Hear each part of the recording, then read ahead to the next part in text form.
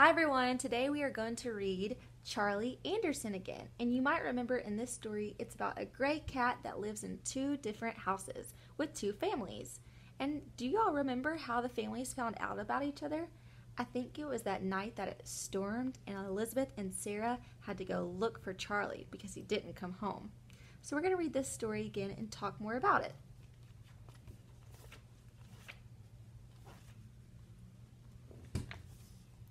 One cold night, a cat walked out of the woods, up the steps, across the deck, and into the house where Elizabeth and Sarah lived.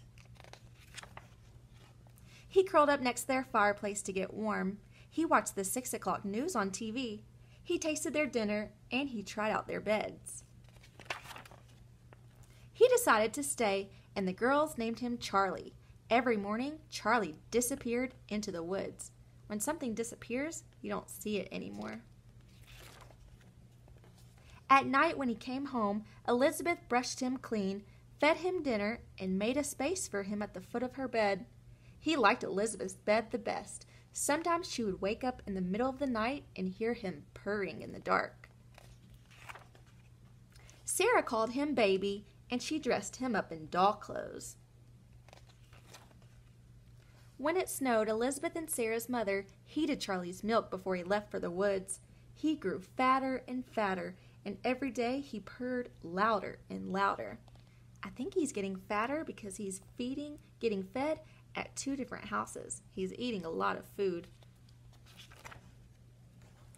On weekends, the girls stayed with their father and stepmother in the city. They wanted to bring Charlie with them, but their mother said he'd miss the woods. Charlie's a country cat, she told him. The city doesn't really have a lot of spaces for him to be outside. There's a lot of buildings in a city.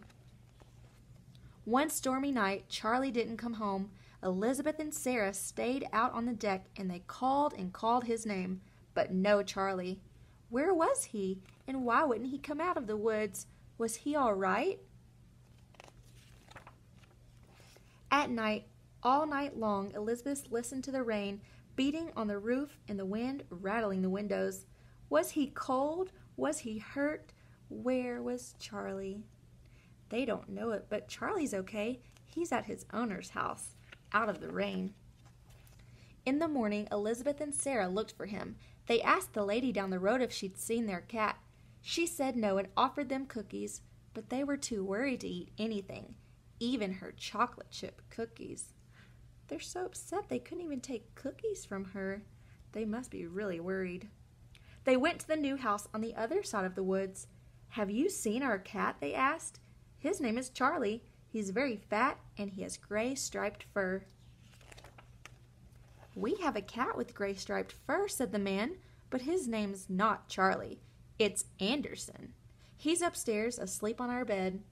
They heard a meow and down the stairs came a very fat cat with gray striped fur.